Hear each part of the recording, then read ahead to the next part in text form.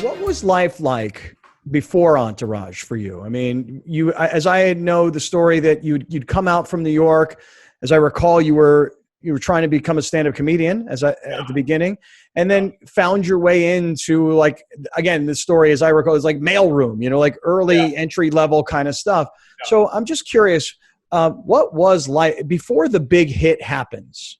In terms of fame, notoriety, wealth, etc. What was life like before Entourage? I got to say, people ask me that all the time. Like, nothing really changed me except, fortunately, I had a little more money in my pocket. I was never, I always, however it worked, my access to some interesting people always kind of came into my life, like Mark, long before the show. But I made 2 independent movies prior to that both got picked up by studios. They still play around the world and on cable and stuff. And I made a nice living in the business before Entourage.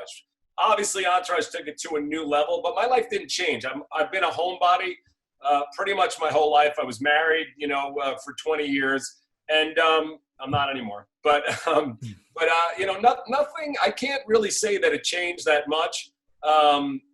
Because I still kind of do the same things. I like to hang out with my kids, my dogs. I like to play sports and whatever. But obviously, it was an amazing experience. And financially, it gave me, it took away a lot of the fears I had for years before that. So yeah, and dude, let me tell you something, man. Marriage, as I have found out as well, very tough thing.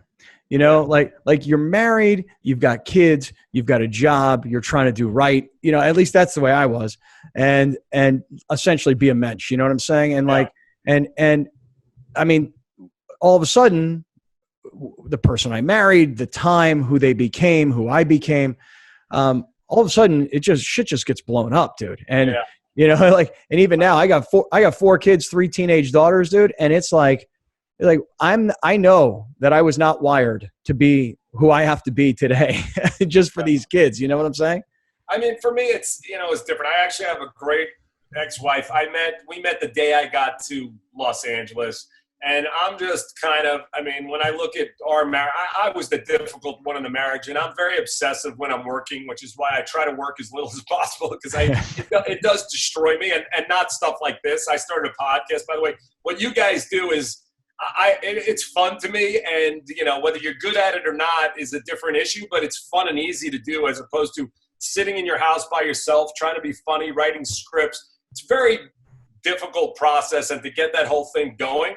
But during that time, I was difficult because I was obsessive, and at 4:00 in the morning I was thinking story, and I wasn't thinking about how I can balance both. So it's a tough balance, but we had a good run, and we have 2 amazing kids. So, I know exactly what you're saying, though, dude. I know exactly what you're saying, because if I look back on it now, and if I'm really honest with myself, I've got to look in the mirror and say, I was putting just so much energy into working, and I was just trying to do everything I could to build a career. The radio show was growing. I was at every charity event in town. I was emceeing everything.